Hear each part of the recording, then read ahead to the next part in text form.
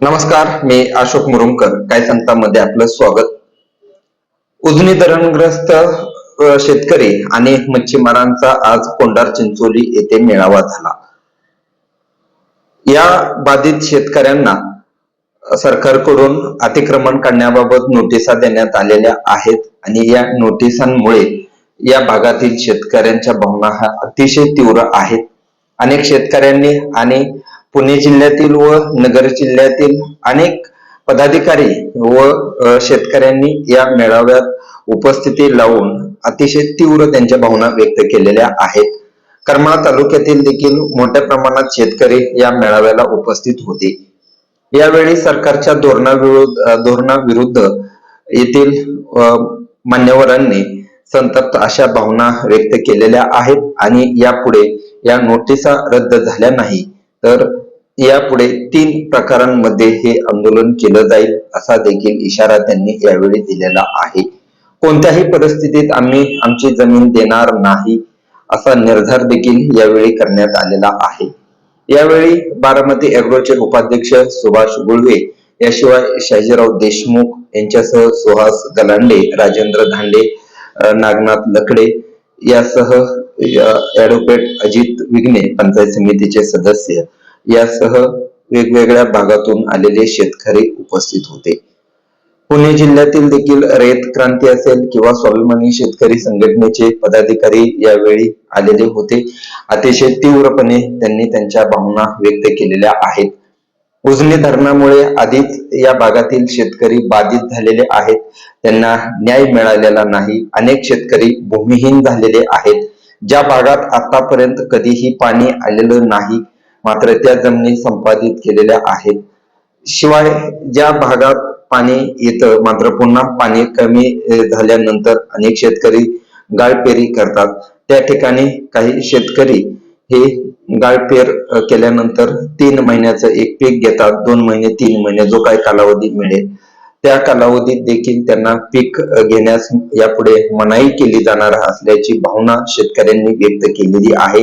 या भागातील शेत जमीन शेतकऱ्यांची ही शेत जमीन बिल्डर किंवा खाजगी एजन्सींना दिली जाणार असल्याचा संशय या ठिकाणी व्यक्त करण्यात आला असून त्यामुळे त्यांनी अतिशय तीव्रपणे त्यांच्या भावना व्यक्त केलेल्या आहेत आणि कोणत्याही परिस्थितीत आम्ही येथे या जमिनी परत देणार नाहीत.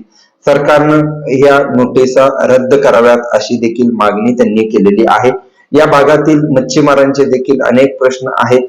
ते मच्छीमारांचे प्रश्न देखील सोडवण्यात यावेत. अन्यथा आम्ही रस्त्यावर उतरू, कायदेशीर लढाई लढू, सरकारच्या विरोधात आंदोलन करू असं यावेळी ठामपणे सांगण्यात आलेलं आहे.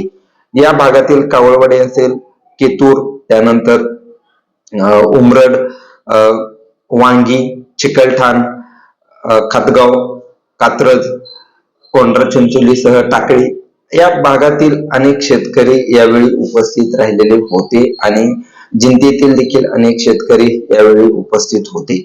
कोंढार चिंचोली येथील मंदिरात हा मेळावा झाला.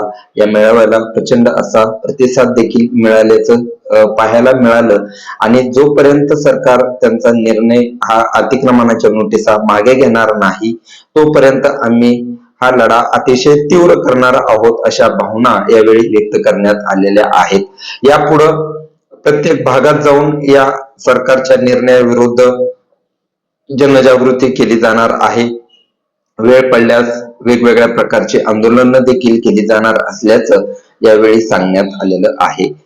या एकूणच जर पाहिलं तर मुळातच या भागातील शेतकरी उजनी धरणामुळे बाधित झालेले आहेत. अनेक शेतकरी भूमिहीन झालेले आहेत. ज्या वेळेस उन्हाळ्यात या भागातलं पाणी कमी होतं त्यावेळेस अनेक शेतकऱ्यांना पाईपलाईन चारे खांदून पाणी आणावं लागतं. मात्र ते देखील ज्या वेळेस चारे खाल्ले जाते त्याचे निघलेली माती बाजूला टाकली जाते आणि त्यावरती अनेक शेतकरी जमीन करतात. मात्र त्याला देखील विरोध केला जात असल्याची भावना यावेळी व्यक्त करण्यात आलेली आहे. काही जणांनी या त्यांच्या मनोगतात यावेळी भिंत टाकली जाणार असल्याचं देखील यावेळी सांगण्यात आलेलं आहे.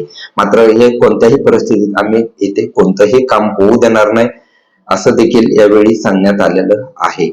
यावेळी ऍडव्होकेट अजित विघ्ने यांनी संबंधित शेतकऱ्यांना ज्यांना नोटीस आलेल्या आहेत त्यांनी संपर्क साधावा, त्यांना कायदेशीर मोफत सल्ला दिला जाईल असं देखील यावेळी त्यांनी सांगितलेलं आहे. हा लढा अतिशय तीव्र होईल अशी भावना यावेळी व्यक्त करण्यात आलेली आहे. धन्यवाद.